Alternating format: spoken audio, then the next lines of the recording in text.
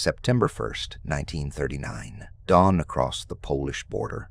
The roar of engines announced not just the opening salvo of a new conflict, but the thunderous arrival of a radically new form of warfare. This was the Blitzkrieg. The lightning wore a devastating doctrine of speed, coordinated armor, and overwhelming air superiority. What the world watched unfold with stunned horror was not merely a superior military force, but a military force acting in terrifying unison, a choreography of destruction unlike anything the static battlefields of the last Great War had ever conceived. The key to this unimaginable synchronization lay not in the tank treads or the dive bombers, but in the unseen medium of communication. Germany was fighting a war of movement, and movement required flawless, rapid, and absolutely secret signaling. Every thrust of the panzer divisions, every shift in air support, every order issued from Hitler's command structure to the outermost flank of the invading force was transmitted electronically. Yet when British and French intelligence listened in, they heard only gibberish, an incomprehensible cascade of five-letter groups that defied immediate analysis. This protective curtain of secrecy was woven by a simple-looking, portable electromechanical device known as the Enigma Machine. To the engineers who built it and the commanders who relied upon it, Enigma was impregnable, a mathematical fortress standing guard over the Wehrmacht's most sensitive plans. It resembled a sturdy, specialized typewriter, equipped with a keyboard, a lamp board for output, and crucially, a series of rotating wheels or rotors. The complexity lay in the mechanics of substitution. Each time a German operator pressed a letter, the electrical current traveled through 3, and later 4, rotating rotors, through a reflector, and back through the rotors again, lighting up a completely different letter on the lamp board. Press A once and Q might light up. Press A again, and the rotors shift, meaning A might now translate to R. This simple shift system ensured that no letter was ever encoded the same way twice in succession. The number of permutations created by the 3 standard rotors, combined with the scramblers and the changeable plug board at the front, where pairs of letters could be manually swapped, was astronomical. The official German count calculated the possible combinations at around 158 million possible settings. For practical purposes, the Germans believed this reread brute force attack entirely impossible. The code was not merely difficult to break, it was, by conventional cryptographic standards, truly unbreakable. As the weeks turned into months and Hitler's forces swept west, subjugating Western Europe, Britain stood isolated and desperately vulnerable. The silence surrounding German intentions was deafening and catastrophic. They were fighting blind. The immediate threat wasn't the distant noise of German artillery, but the unseen peril beneath the waves. The Battle of the Atlantic was brewing, and the U-boat fleet, commanded and coordinated entirely via Enigma signals, was preparing to choke the island nation. Convoys carrying food, fuel, and arms from North America were being sunk with horrifying efficiency. Without timely intelligence about U-boat positions and planned attack vectors, Britain would starve. The ability to read Enigma was not a strategic luxury, it was the essential condition for survival. The challenge demanded a response outside the boundaries of conventional military thinking. The Admiralty and MI6 began a covert, frantic recruitment effort, gathering academics, linguists, mathematicians, and eccentric geniuses into a Victorian estate 50 miles north of London Bletchley Park. This wasn't a military compound. It was a clandestine factory of the mind, where the tools of war would be applied not to steel and explosives, but to logic and numbers. Among the early recruits was a young, highly unconventional mathematician from King's College, Cambridge. Alan Turing arrived at Bletchley Park with a reputation as a profoundly original thinker whose published work on computable numbers had already laid the abstract foundation for what would one day become the modern computer. But the task facing him now was concrete, immediate, and world-changing.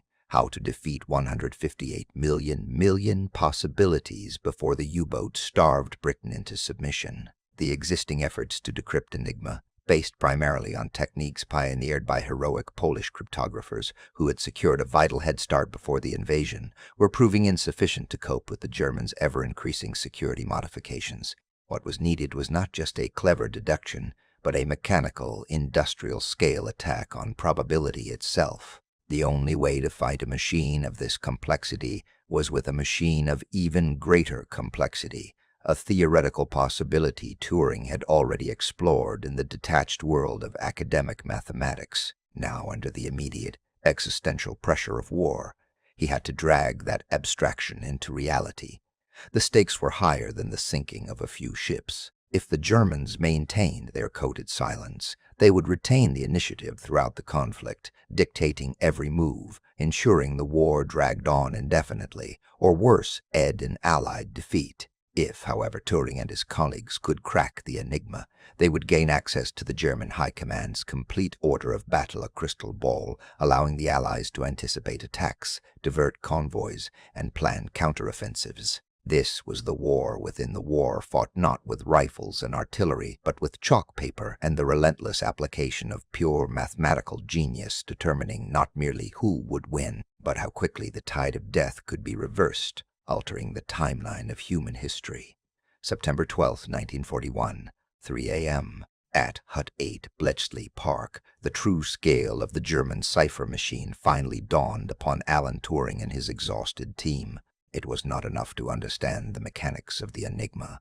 One had to comprehend the astronomical complexity of its combinatorial power, the very thing that made the German operators boast that their communications were inviolable, a fortress of pure mathematics. The Enigma machine, superficially, looked like a heavy, sturdy typewriter, but beneath the bakelite shell lay an electrical maze designed with singular purpose, maximal scrambling. When a German operator pressed a key, an electrical signal traveled through 3 primary layers of encipherment before illuminating the corresponding ciphered letter. First, the signal passed through the plug board, or the steckerbrett, a system of cables used to manually swap pairs of letters before they even entered the main mechanism.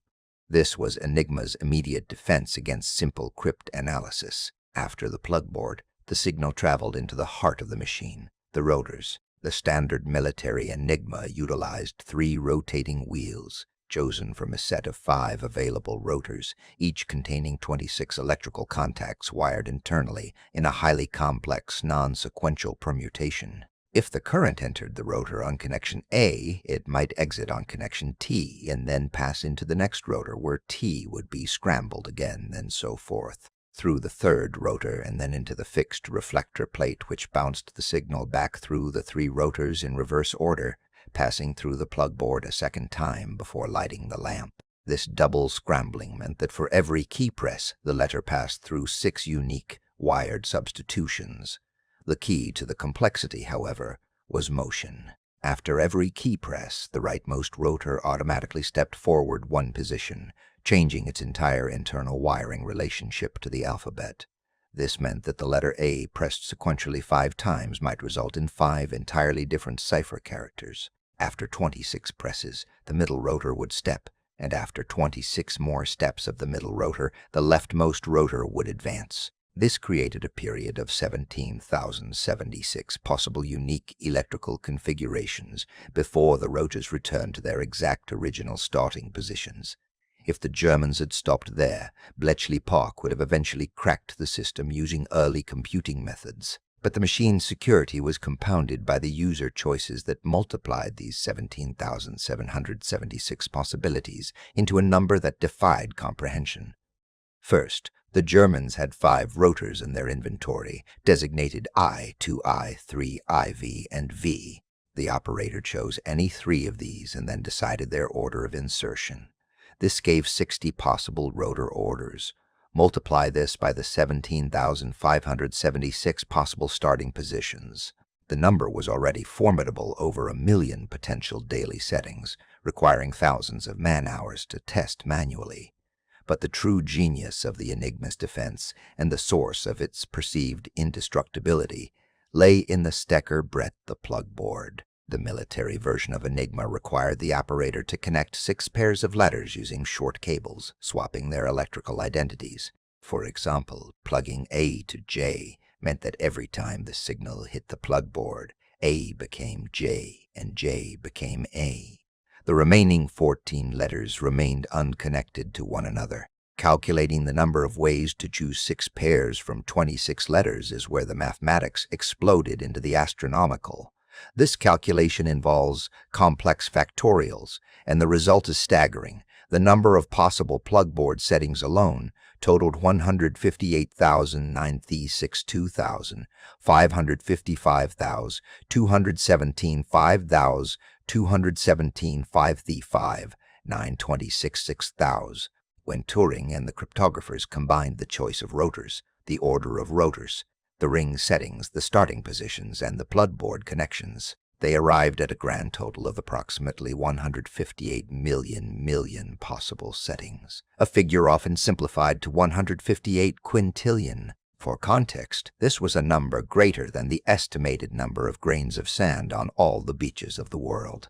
Even with the fastest theoretical computer, attempting to brute force crack the Enigma by testing every single setting would have taken millennia.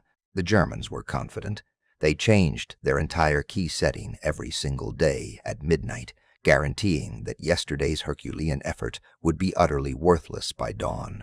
This overwhelming numerical complexity solidified Enigma's reputation. To the Allies, it was not merely a cipher. It was a physical manifestation of an impenetrable mathematical wall. The challenge presented to the men and women of Bletchley Park was not merely to solve a puzzle, but to bypass the impossible and find an algorithmic chink in the armor of a device built on the foundations of overwhelming probability. They could not beat the numbers.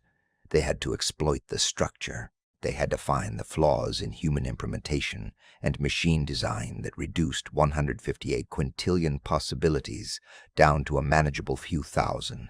And then, ultimately, to one. It was a race against time, where every decrypted message meant shortened supply lines for the enemy and extended lives for Allied sailors. The war machine relied on mathematics, and the only hope for victory was to turn the enemy's strength, its reliance on complexity, into its fatal systemic weakness.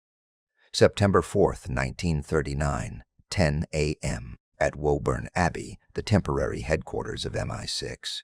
Germany had marched into Poland, Britain had declared war, and the communications blackout was immediate and terrifying. The Naval High Command was frantic. They knew the Germans were using the Enigma machine for all major tactical messages, but they were effectively deaf. If they could not read the U-boat coordinates or invasion planning, the war could be lost before the first major battle was joined. The systemic weakness they sought required a unique kind of mind, one unburdened by conventional military thought, capable of seeing the world not as physics or tradition dictated, but as pure, cold logic. The search for this mind led them away from the polished corridors of Whitehall and toward the dusty libraries of academia.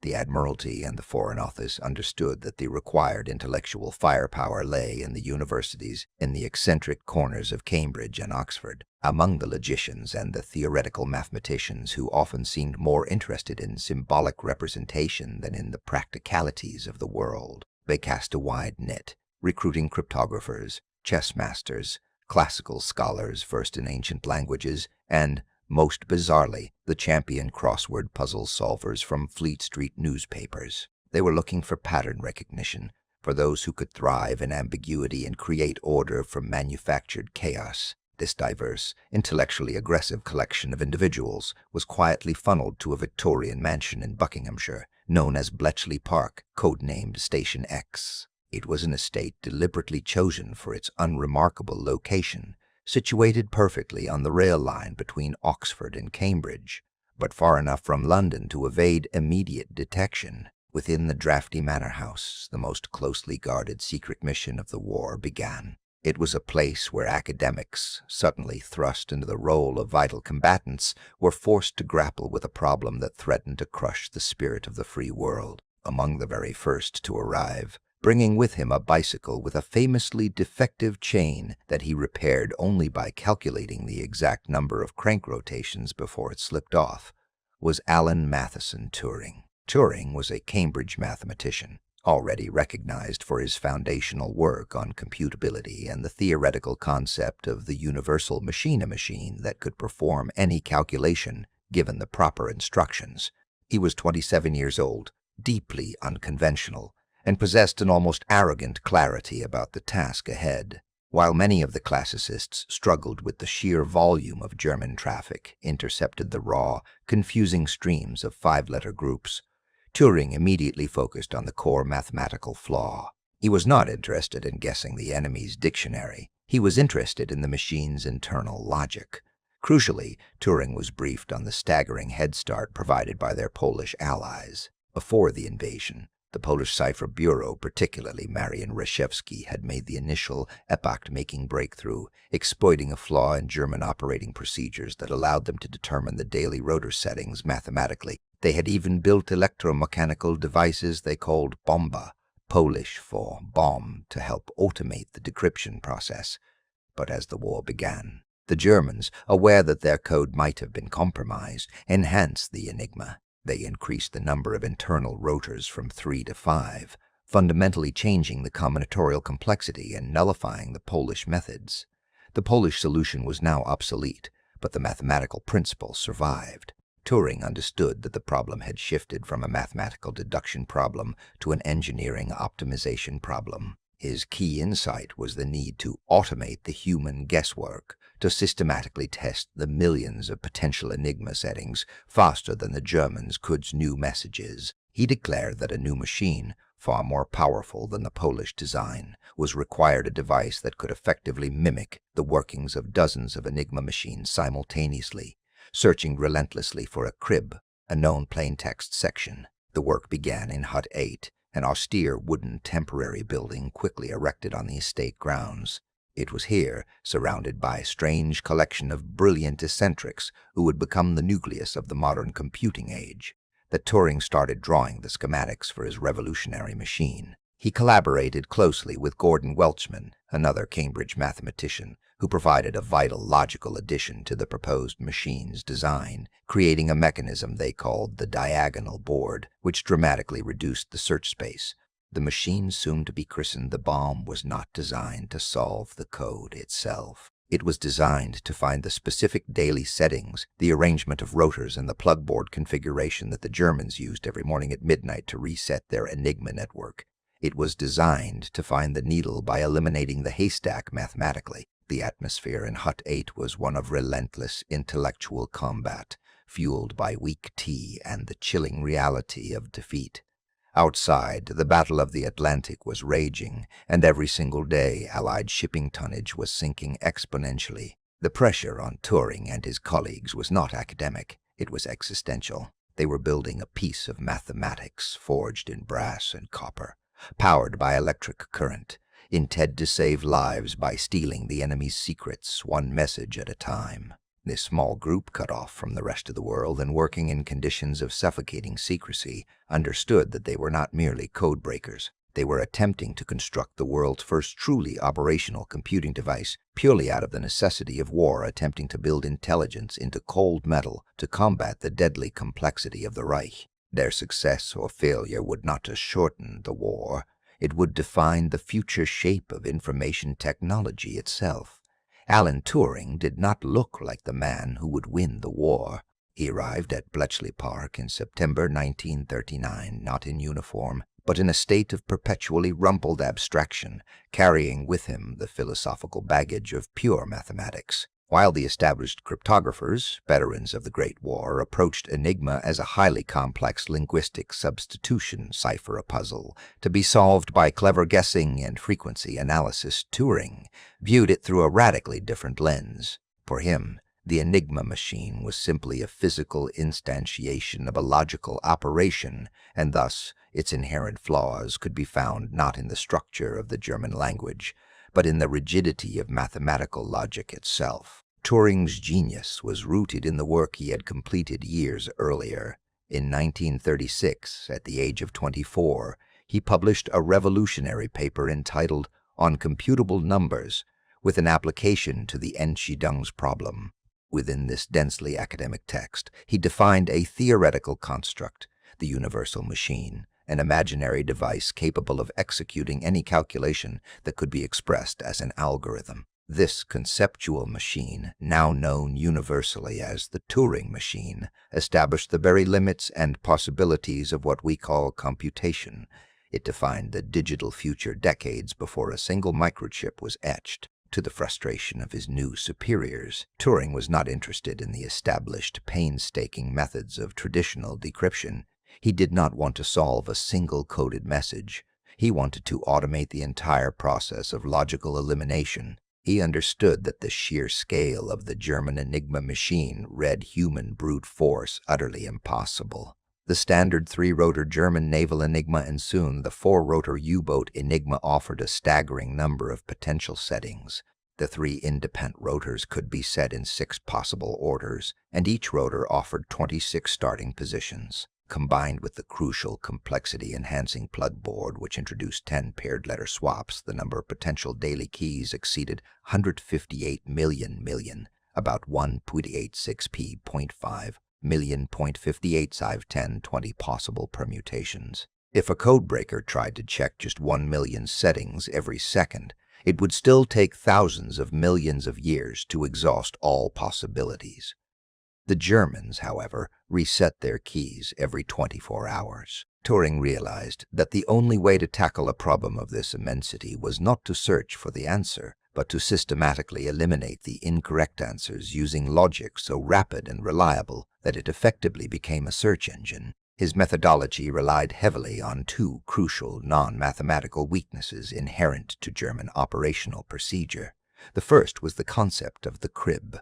German operators rushing to daily weather reports or mundane salutations often included predictable phrases. If the British cryptanalysts could correctly guess a short run of plain text, perhaps "weather report follows" or "nothing to report," they would have a crib to work from, a section where they knew both the encrypted text and the corresponding plain text. The second weakness, however, was the structural Achilles heel of the Enigma machine itself, a flaw Turing identified instantly.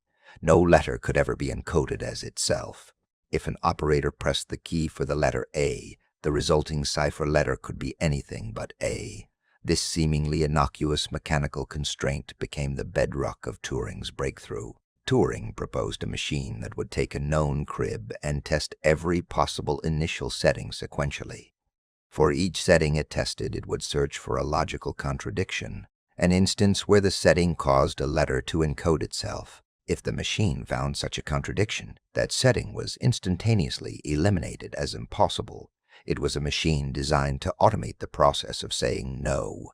The result of this conceptual leap was the development of the high-speed electromechanical device known as the Bombe, named in tribute to the Polish cryptographer's earlier, less automated design. It was not a computer, but rather a machine-driven inference engine. Standing 7 feet high and built from thousands of relays, miles of wire, and complex interconnected drums, simulating the Enigma rotors, the Bombe was deafeningly loud. Its rhythmic clicking and whirring sounds became the constant, anxious soundtrack of Bletchley Park's deepest secret. The machine's task was simple in execution, but profound in implication: to test millions of keys against a chosen crib until a handful of potential settings remained, the ones that survived the logical elimination process. Those few remaining settings, known as stops, were then passed to human analysts for final confirmation. Turing's work represented a pivotal moment in intellectual history. He had transformed the abstract mathematics of computability into a physical weapon of war. His bomb was a relentless, tireless engine of applied logic, stripping away the near-infinite randomness of the Enigma settings by systematically exploiting the simple, underlying flaws in its design and operation. It was a tangible realization that complex problems could only be solved by the exponential power of automated processes. The noise of the bomb rattling away in its insulated huts was not merely the sound of gears turning. It was the sound of the future arriving early, driven by the urgency of global conflict, fundamentally changing what humanity understood about the power of the calculation and placing the mathematical mind squarely at the center of the modern age. The ability to manage search and process data at speed had become the single most decisive factor in the conduct of war. And through the creation of this logic machine, the course of human history was irrevocably altered, setting the stage for the information revolution that would follow. September 1st, 1940, 3 a.m. At Bletchley Park, the crisis wasn't a philosophical quandary about the limits of computation. It was a matter of logistics and speed that determined who lived and who died in the North Atlantic. The logic machine, the Bombe that Alan Turing and his team designed, was born not from intellectual curiosity alone, but from the brutal necessity of keeping pace with an enemy whose methods were constantly, exponentially multiplying the cryptographic challenge. The operational reality facing the codebreakers was staggering. The German Enigma machine itself was only the beginning of the problem. While the fundamental cryptographic principle remained constant, the procedures surrounding its use, the keys, the daily rotor settings, the plugboard cable arrangements, were designed to shift with terrifying regularity. In the first year of the war, the rate of German communication traffic was already substantial. But as the conflict expanded and the logistical demands of the Wehrmacht grew, the volume of coded intercepts exploded. Bletchley Park, known simply as BP, found itself drowning in data. Even a small team of mathematical geniuses working around the clock could only perform a finite number of calculations, comparisons, and educated guesses per hour. Consider the combinatorial space the codebreakers faced every single morning. The standard Enigma machine offered approximately 158 million possible settings. A human working alone could not search even a minuscule fraction of this space within the 24 hours allotted before the Germans changed the key. This meant the traditional methods, even the highly refined analytical techniques developed early on at BP, were running into a wall of scale. The breakthrough intelligence of Monday might only arrive on Tuesday afternoon, by which time the enemy's critical orders had already been executed or cancelled, and the new key was already in use. The codebreakers began producing what they grimly called stale intercepts. If intelligence is not timely, it is useless. It is history, not prediction. The stakes were raised highest in the Battle of the Atlantic, where Admiral Karl Drunitz's U-boat fleet was inflicting catastrophic losses on Allied convoys. Drunitz was secure in his belief that the naval version of Enigma was impenetrable. He authorized his commanders to communicate freely and frequently, trusting the mathematics of complexity to protect them. Ironically, this overconfidence provided BP with the very intercepts they needed, but the sheer volume of radio chatter, combined with the extreme complexity of the naval Enigma, which often incorporated a fourth rotor, the M4 pushed human calculation past its breaking point. To deal with the M4, the mathematical process had to be executed 4 times faster, or the search space increased by a factor of 26. The manual, intellectual approach had reached its ceiling. It was here that Turing's unique contribution, the ability to bridge the abstract world of pure mathematics with the concrete demands of engineering, became the pivot point of the war. Turing understood that the problem was not one of insight, but of iteration. The human mind was necessary for the initial cryptanalytic leap, but it was disastrously inefficient at the repetitive mechanical work of testing millions of possibilities. The Bombe was designed not to think like a human, but to behave like a tireless, accelerated electronic assistant. Its sole purpose was to automate the process of elimination. It tested potential rotor positions and plugboard pairings, utilizing cryptographic cribs, likely plain text segments, to rapidly check for contradictions in the wiring.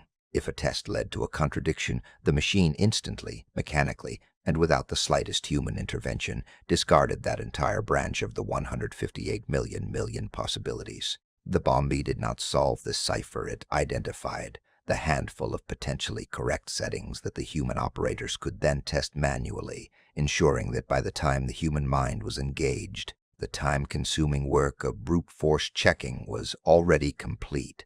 What had once taken weeks of painstaking human labor, by which time the enemy had moved on, could now be reduced to hours, sometimes minutes. The machine wasn't merely accelerating an existing process, it was redefining the very nature of operational intelligence. The crisis of scale, the failure of human calculation to keep pace with the exponential growth of German communication and cipher complexity, forced the Allied effort into an irreversible shift toward mechanical assistance. The development of subsequent machines, culminating in the electronic colossus, only amplified this reality. The speed of war had become dependent on the speed of computation. By creating systems that managed, filtered, and processed data faster than the enemy could change its key, Turing and his colleagues established a new hierarchy of power. The codebreakers at Bletchley Park were no longer just cracking ciphers. They were demonstrating that in modern conflict, dominance belonged to the side that could harness the power of rapid information retrieval and processing. The intellectual victory over Enigma was cemented by the engineering mastery required to deliver that intellectual victory in real time, fundamentally altering the trajectory of modern computation and ensuring that the mathematical genius would forever remain inseparable from the mechanisms of global power. September 14, 1939, in HUD 8 at Bletchley Park, the urgent, almost desperate need for speed had become the singular obsession of Alan Turing. The core problem of Enigma was not mathematical intricacy, but sheer scale. To break the cipher daily, the codebreakers faced approximately 158 million possible settings. No army of pencil-wielding cryptographers, no matter how brilliant, could process that volume of data before the German Navy changed the keys again at midnight. The required solution was not merely an improved algorithm, but a radical invention capable of turning pure logic into mechanical action, transforming theoretical probability into reliable, high-speed reality. Turing recognized that if he could not search the vast space of possibilities manually, he had to build a machine that could search and, crucially, automatically discard the overwhelming majority of incorrect assumptions. His predecessor in Polish cryptology had used the concept of the Bombe, but Turing's adaptation, christened the Bombe, went far beyond its mechanical origins. It was predicated on a unique application of logical deduction, focused entirely on the concept of contradiction. This method relied on the crib, a short section of assumed plain text, perhaps a routine weather report or the known use of the word ashtung. The crib provided the logical foothold. If the crib C encrypted to the ciphertext E using an assumed Enigma setting S, the Bombe's function was not to prove S was correct, but rather to prove how quickly S could be wrong. The heart of Turing's design was the physical replication of the Enigma rotors and their complex internal wiring. Since the standard wartime Enigma used 3 rotors selected from a potential pool of 5, the bomb had to incorporate 3 sets of these intricate wheels, wired precisely as their German counterparts, all rotating together. But 3 sets were not enough. The Bombe had to test the logical consistency of the plugboard, the final, most complex stage of the Enigma machine that swapped 10 pairs of letters before the message was transmitted. To handle the plugboard logic, Turing realized he needed to process the chain of potential encryptions simultaneously. If the crib suggested that, under a specific key, the letter A must encrypt to N, and N must decrypt back to A, the Bombe used this dependency to establish a closed electrical circuit. The bomb was thus constructed as a cascading network of 36 Enigma rotor equivalents, 3 sets of rotors for each of the 12 possible letters in the crib chain, all running in parallel. This massive electromechanical structure, built by Harold Keane and his team at the British Tabulating Machine Company, was truly an engine of logical constraint. It was housed in large humming cabinets, filled with 3-foot-tall drums, each representing a set of the 3 Enigma rotors. These drums, arranged in banks, spun constantly, cyclically testing all 17,776 possible rotor starting positions. When the operator fed the logical menu, the diagram derived from the crib, into the machine, the Bombe began its rigorous, noisy search. If, for a given rotor position, the input sequence created a logical inconsistency, for instance, if the hypothetical plugboard setting required A to plug to N and simultaneously A to plug to Z, an electrical current would run freely through the circuit, indicating a contradiction. That setting was instantly and automatically discarded. The vast majority of the 17,576 initial settings would immediately yield these contradictions, seeing the current surging through the internal wiring, eliminating possibilities within seconds. Only a tiny fraction of settings would avoid the contradiction and yield a closed circuit. This was the stop. When the Bombe hit a stop, the machine halted and a light glowed, signaling a potential solution set. This set did not definitively confirm the day's key, but it reduced the possibilities for the plug board from astronomical to merely 20 or 30 plausible settings. These 20 settings were then taken to the verifying machinery, usually the simpler checking machines, to confirm which one actually produced legible German. The genius of the bomb was not that it guessed the key, but that it created an automated deductive framework that eliminated the bad guesses faster than any human could record them. It solved a problem of industrial scale using an industrial solution rooted in pure mathematical logic. The noisy clatter of the rotating drums and the rhythmic tick of the relays translated abstract logical deduction into palpable mechanical energy. This transformation was pivotal. Before the bomb, codebreaking relied on flashes of insight. After the Bombe, it became a standardized, repeatable manufacturing process. This acceleration was the difference between receiving intelligence weeks later, we-ring it useless, and receiving it within hours, allowing the convoys to reroute around the U-boat wolf packs. The machine itself, a labyrinth of wiring, terminals, and gears, was the physical manifestation of Turing's theorem on computability.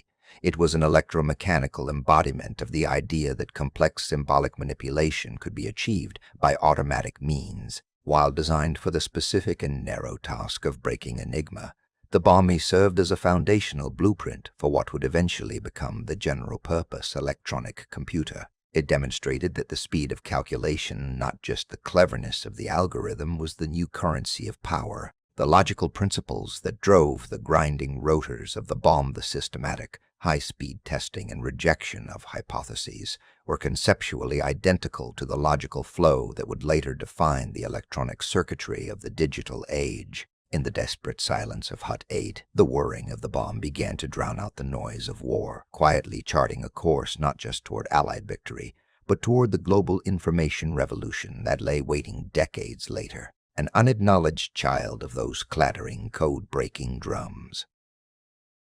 January 1940, in the dusty, repurposed workshops of the British tabulating machine company, Letchworth, the abstract logic hatched in the secluded quiet of Bletchley Park now faced the brutal reality of wartime engineering. Alan Turing's theoretical schematica diagram mapping an aggressive, systematic assault on the Enigma wiring landed on the desk of Harold Keane, BTM's chief engineer.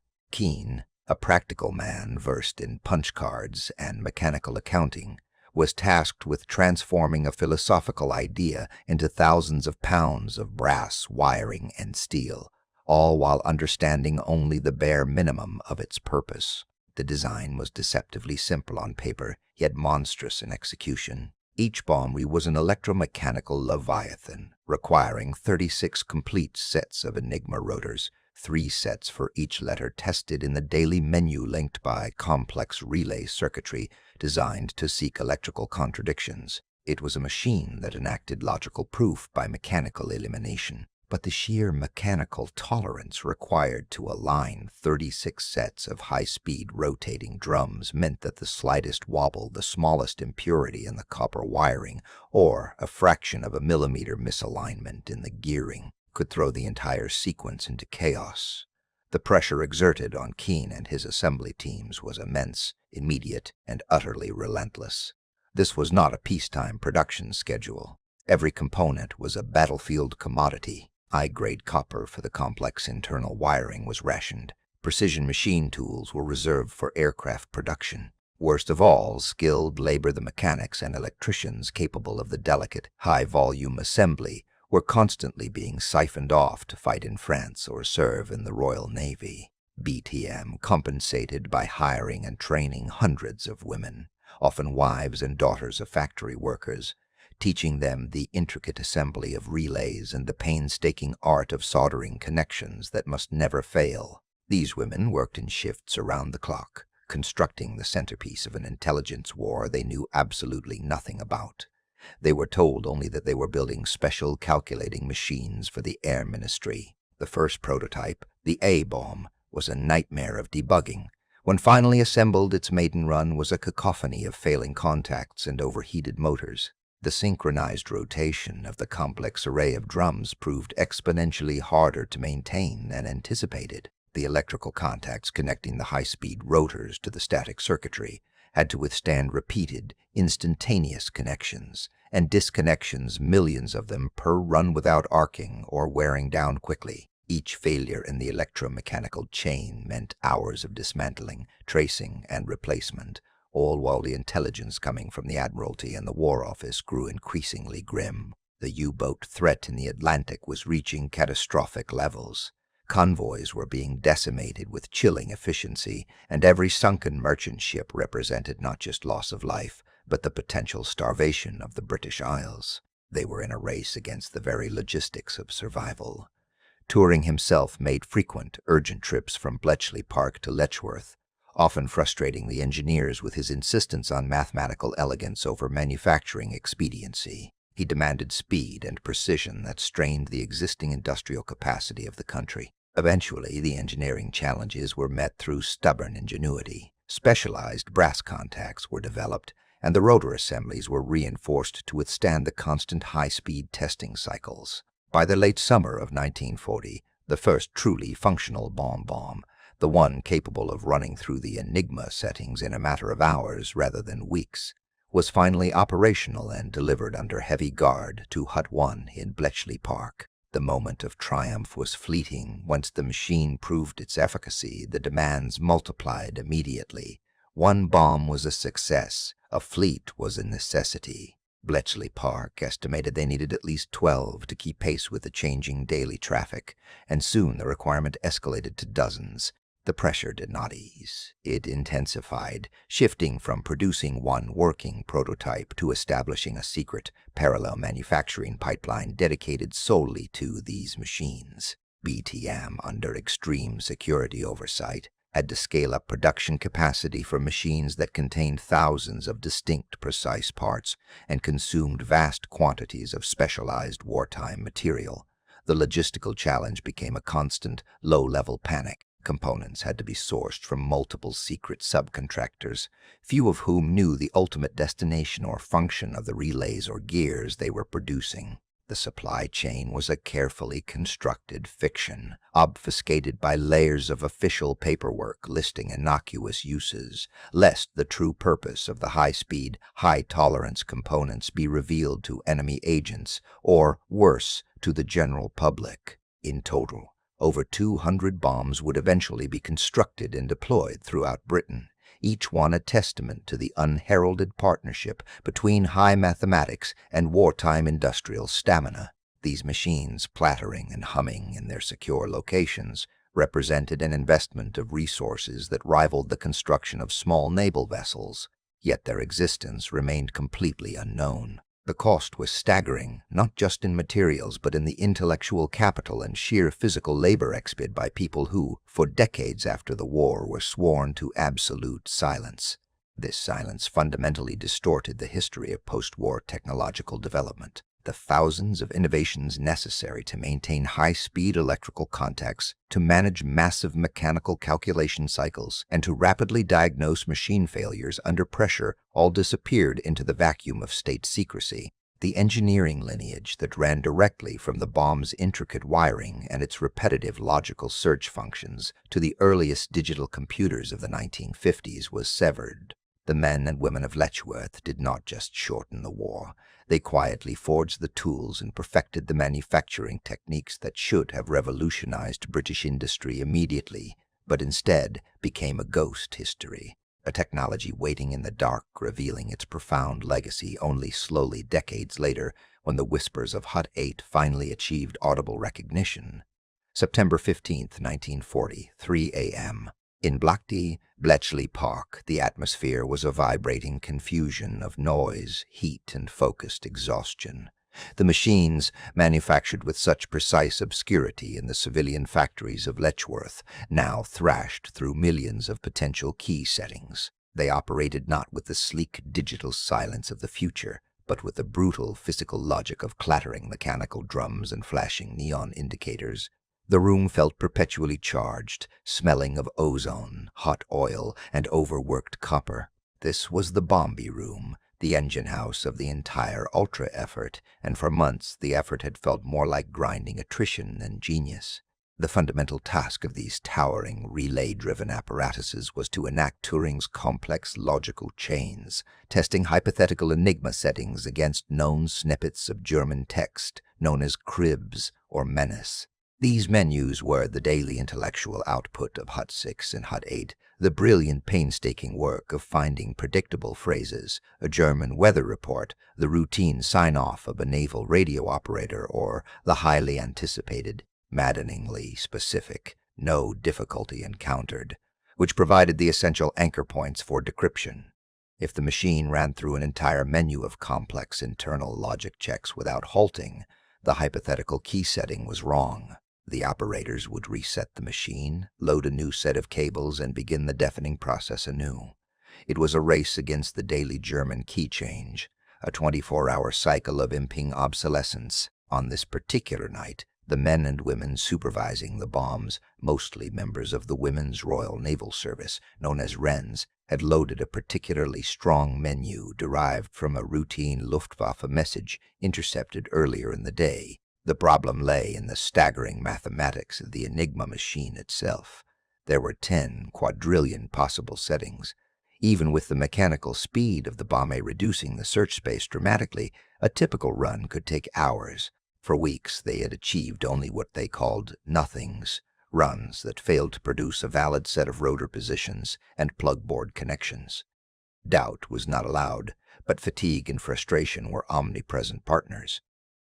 But then, the grinding stopped. In a deafening room filled with machines running at full capacity, the sudden silence of a single bomb was infinitely louder than the cumulative mechanical roar. Operator Sheila Davies watched the complex array of 26 indicator drums, which rotated at immense speed, shudder to a complete final halt. A small light, the crucial, coveted indicator of a logical conflict resolved, blinked steadily. The machine had found a potential stop, a configuration of the 3 internal rotors and the 10 crucial letter pairings on the external plug board that satisfied the mathematical criteria derived from the crib. This singular moment, the mechanical proof of a highly complex deductive theory, was the first wheel crack in the seemingly impervious shield of Enigma. The raw output, a series of 10 cable connections and the numerical order of the 3 rotors, was immediately rushed to the adjacent checking room. They were not finished yet. The bomb generated false stops, and the settings had to be manually tested on an original, captured Enigma machine, or more often, a precise replica housed within Bletchley. A young man named John, hunched over the replica Enigma, dialed in the coordinates produced by the bomb. He began feeding the German ciphertext back through the machine, hoping that the output, the plain German language, would spill forth. The first letter produced was a B, the second an E, the third an I. Then Besonder, naturich, meaning special messagage. It was not just a decipherable sequence of characters, it was coherent, idiomatic German, confirming the key. This meant that for the first time, Bletchley Park possessed the full daily Enigma settings, rotor order, ring settings, and the complex plug-board wiring before the Germans had finished their breakfast. The Unbreakable had been broken.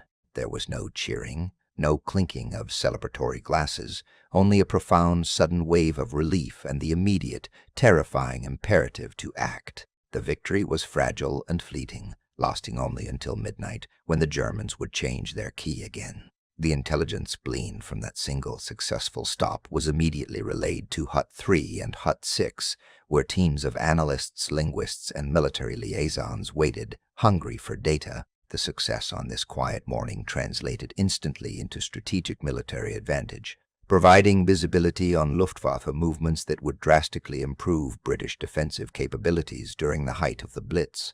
This breakthrough did not instantly win the war, but it fundamentally changed the arithmetic of conflict.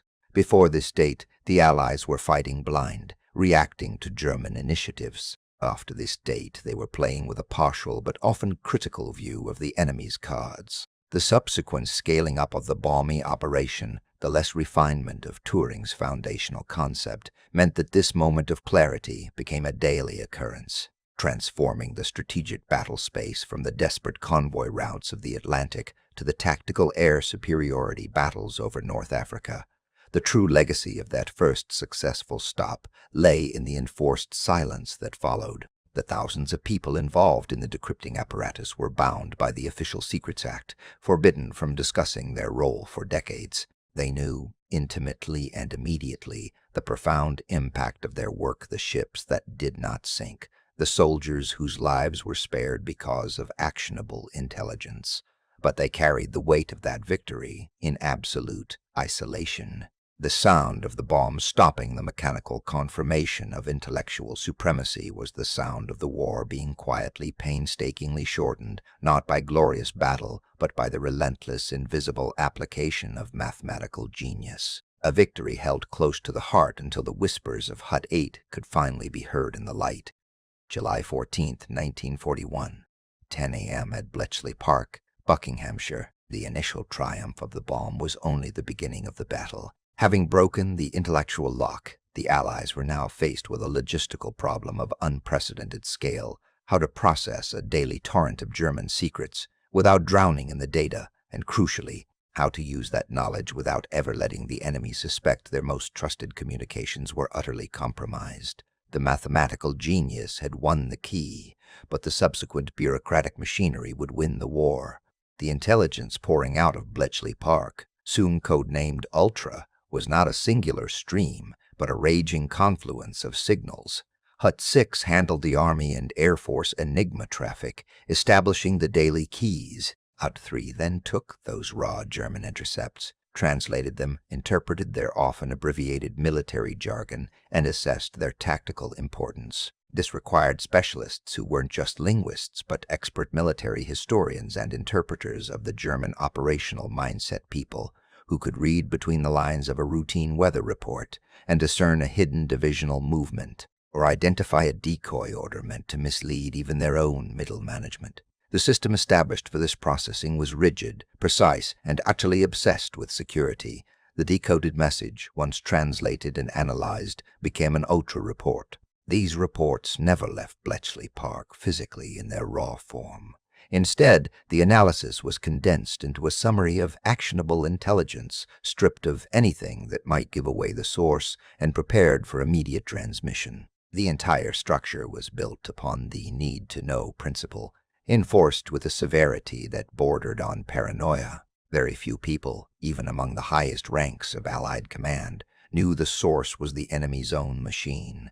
They simply knew the information came from the most secret source, or MSS. To disseminate this priceless, volatile information, a new kind of field unit was created, the Special Liaison Units, or SLUs. These were small, highly dedicated teams led by an officer whose reputation for reliability was absolute. The SLU officers were attached directly to Major Headquarters, Eisenhower's command, Montgomery's Army Group, or Naval Admiralty stations.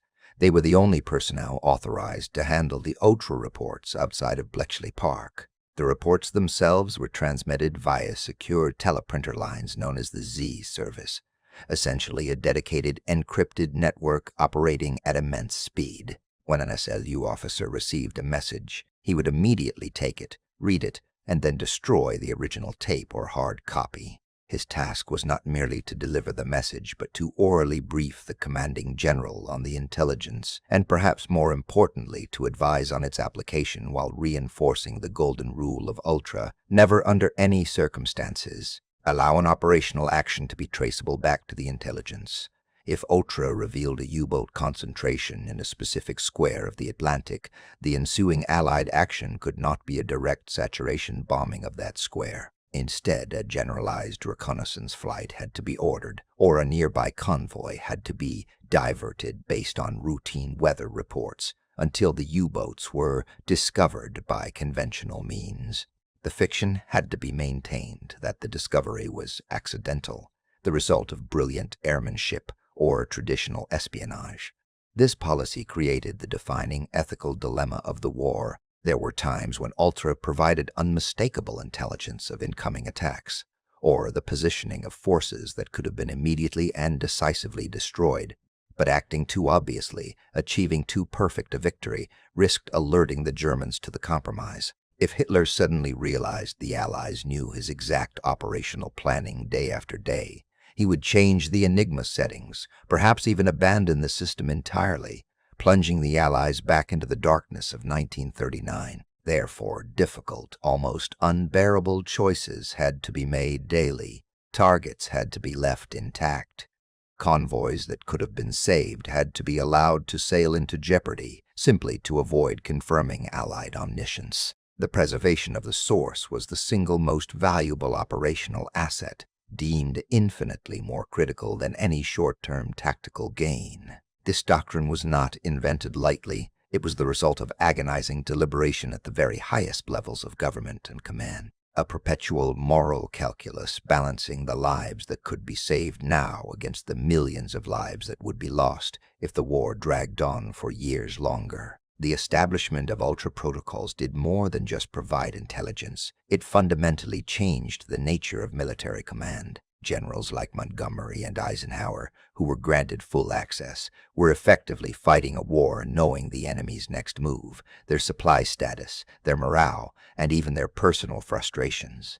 Ultra acted as a powerful invisible force multiplier, allowing the Allies to consistently commit forces only where they were most needed and to avoid German strong points, turning major operations like the North African landings and D-Day from high-risk gambles into calculated, predictable movements. The protocols created a new model for integrated military intelligence system that could take raw technical data, translate it into strategic wisdom, and deliver it instantaneously to the point of decision, all while ensuring that its existence remained the most guarded secret of the war. After 1945, the SLU framework, the Z classification system, and the strict protocols of need-to-know access became the foundational blueprint for modern global intelligence gathering, espionage oversight, and strategic command structures worldwide. The true lasting legacy of Ultra is not just the defeat of the Third Reich, but the invention of information warfare itself, an achievement that remained buried beneath layers of oaths and silence for nearly 30 years, a profound and heavy secret carried by the few thousand souls who had quietly, meticulously, and invisibly won the future. Their silence was the final, lasting component of the intelligence system they built, a testament to the fact that the greatest victories are often the ones the world is never allowed to witness. March 9th, 1943. Within the claustrophobic operations room of Western Approaches Command, Liverpool. The atmosphere was thick with the desperate smell of stale cigarette smoke and impending defeat. Maps covered the walls, littered with grease pencil markings that charted the paths of vulnerable Allied convoys and the menacing shadows of German U-boat wolf packs. Britain was facing starvation. The tonnage lost in February and early March was catastrophic, threatening to sever the supply line entirely, a slow strangulation imposed by Admiral Karl Drenitz's relentless submarine force. The mathematics of supply and attrition were grimly clear. If the rate of loss continued, the war effort across the entire European theater would collapse within months. This was the crucible where the esoteric genius of Bletchley Park was forged into the iron of battlefield reality. The mathematical algorithms that cracked the Enigma Machine yielded up the most vital secrets of the Third Reich.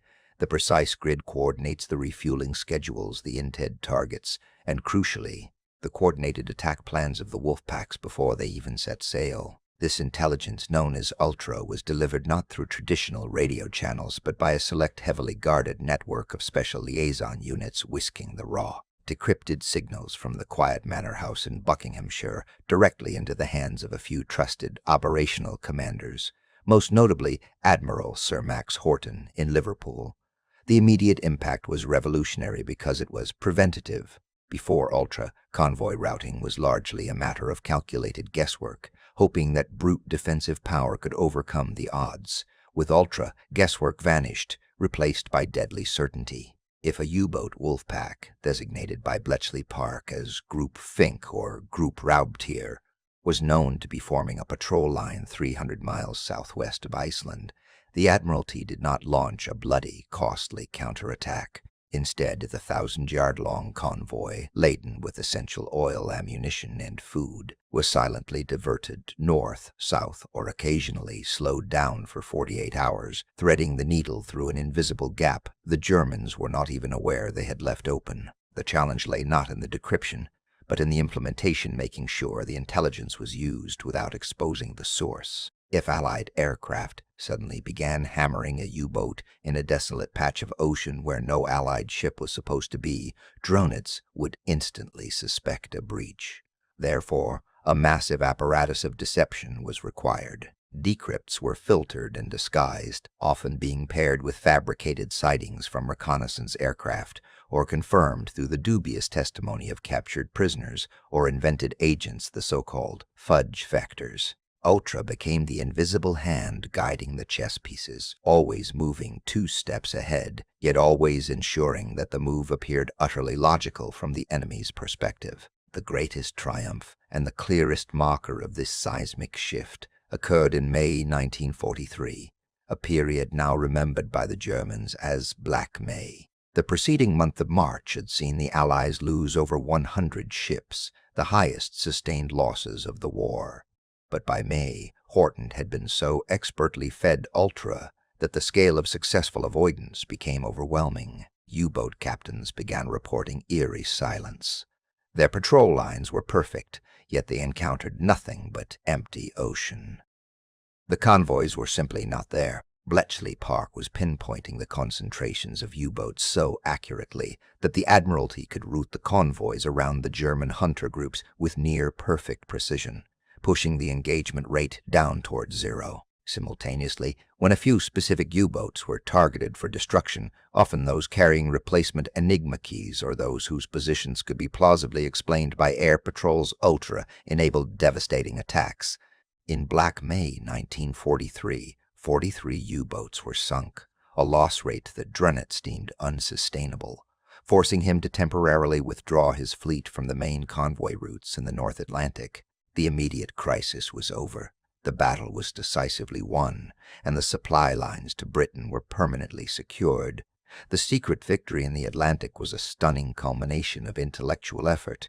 It was not won by vast fleets or overwhelming naval superiority, but by avoiding the fight altogether, by knowing where the enemy was in time to ensure where the Allied ships were not. This silent, persistent rerouting of the Atlantic highways was the difference between victory and surrender, shaving potentially years off the conflict and ensuring that the logistical foundation for D-Day could be poured. The profound, enduring legacy of Ultra and the Battle of the Atlantic is the demonstration that information itself, meticulously sourced and strategically deployed, could become the most powerful weapon of the 20th century. It was a victory measured in the absence of contact in the thousands of tons of cargo that arrived safely, in the lives of the merchant sailors who never knew they had been escorted past death by a stream of mathematical symbols translated into simple map coordinates. For decades, the men and women of Bletchley Park carried the knowledge that the greatest strategic victory of the war,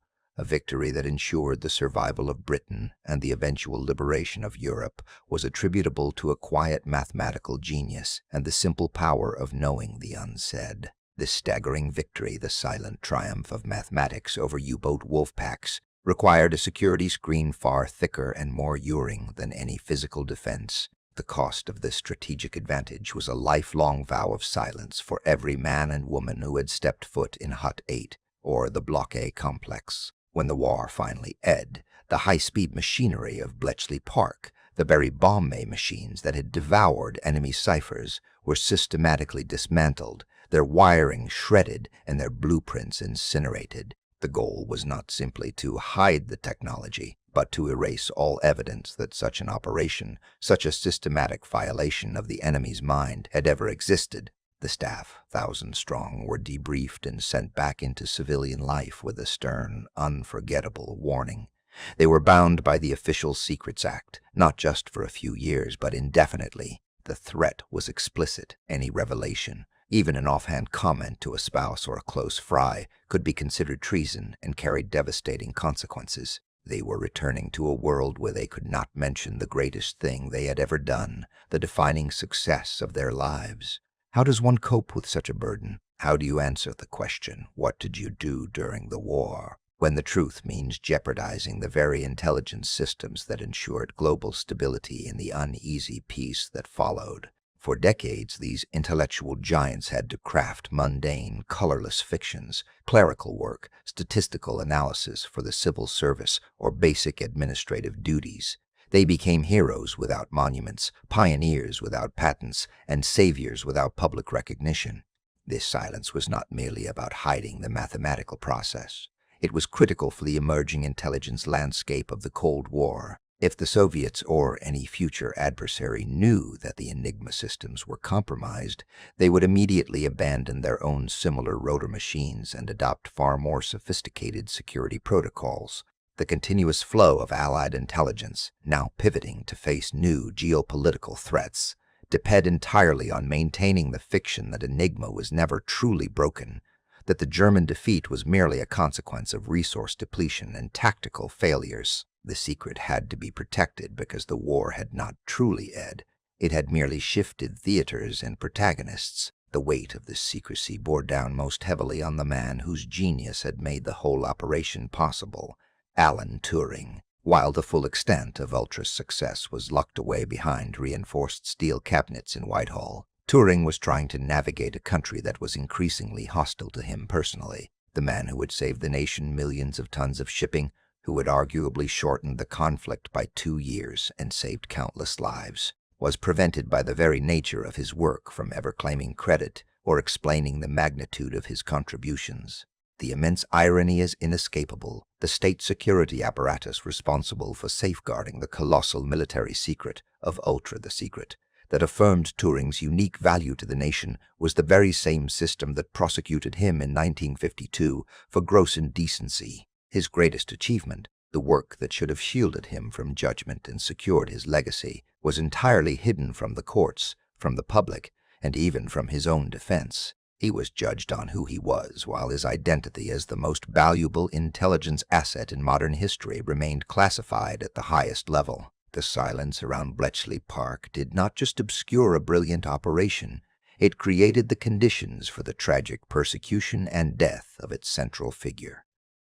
For 20 years, then 30, the secret held. The friendships forged in the frantic hothouse atmosphere of Bletchley Park were read, painfully mute in the outside world. Former colleagues might meet on the street, share a quick knowing glance, a look that said, "We know what we did and the world can never know." But they could not speak of the shared trenches, the late nights fueled by cheap coffee, or the adrenaline rush of breaking a critical U-boat cipher. The act of discretion became an ingrained reflex, a permanent scar of loyalty. It was not until the early 1970s, nearly 30 years after VE Day, that the first significant cracks appeared in this carefully maintained wall of silence. The impetus came largely from the publication of memoirs by individuals who felt the ethical balance had shifted, that the truth of the war's turning point needed to be revealed before all the witnesses passed away. Even then, the declassification process was slow, agonizing, and highly selective. The full scope of Ultra, the sheer volume of material produced, and the strategic decisions enabled by it took decades longer to emerge into public consciousness. When the story finally began to surface, history had to be rewritten. The great strategic gambles of Churchill, the brilliance of Allied commanders in North Africa and Normandy suddenly acquired a powerful, silent context. They had been operating not in the fog of war, but in a partial, mathematically derived clarity, always knowing what the enemy was planning to do next. The slow revelation of Bletchley Park and the brilliance of Alan Turing became more than just a historical footnote. It became a profound testament to the nature of sacrifice. Those who worked there gave up not just their immediate freedoms, but their right to fame, recognition, and the truthful account of their own lives. They upheld the secrecy because they believed correctly that the continued stability and security of the post-war world depended upon their collective silence. They did not win medals or marches. They earned the profound peace of knowing that they had saved civilization, and that was reward enough. even if they could never share the true story of how they did it. The great irony remains. The people who helped bring light into the deepest darkness of the 20th century were forced to live out the rest of their lives in the self-imposed shadow of their own greatest triumph. It is in that silent, unsung commitment to duty that their deepest, most huring heroism lies. The decades of enforced silence finally cracked, and with that revelation came the stunning, almost unbelievable truth. The intellectual war fought by Turing and his colleagues had been the single most critical factor in the Allies' ultimate victory. Historians estimate that the intelligence derived from breaking Enigma, known as Ultra, shortened the war in Europe by no less than 2 years and potentially saved the lives of 14 million people. This was not a marginal gain. It was the definitive edge that allowed the convoys to navigate the Atlantic safely, the armies to deploy with foreknowledge of enemy intent, and the strategic bombing campaigns to hit targets of genuine military value.